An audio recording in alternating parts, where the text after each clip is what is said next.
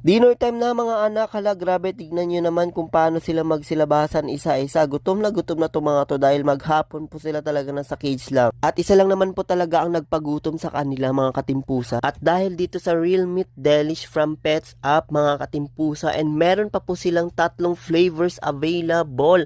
And tignan nyo naman at napakaganda ng packaging nila mga katimpusa. Isa lang naman po ito sa hinahalo ko mga katimpusa sa pagkain nila, and at talagang nagpapadagdag sa nutrients ng pagkain nila. At kung gusto nyo nga mga katimpusa ay makatipid, ito nga po yung life hacks na ginagawa natin para sa mga fur babies namin dito sa bahay. Lalong lalo na pag marami po tayong alagang pusa sa bahay na katulad ko. Kaya naman samahan nyo ko at pakainin na po natin itong mga fur babies namin. At talaga namang may una na pong nakaabang dito. Tignan nyo naman po si Maxine. So yan, kung mapapansin nyo mga katimpusa, equally divided po talaga yung pagbibigyan natin ng pagkain. At para naman talagang pantay-pantay ang pagkain na binibigay ko sa kanila.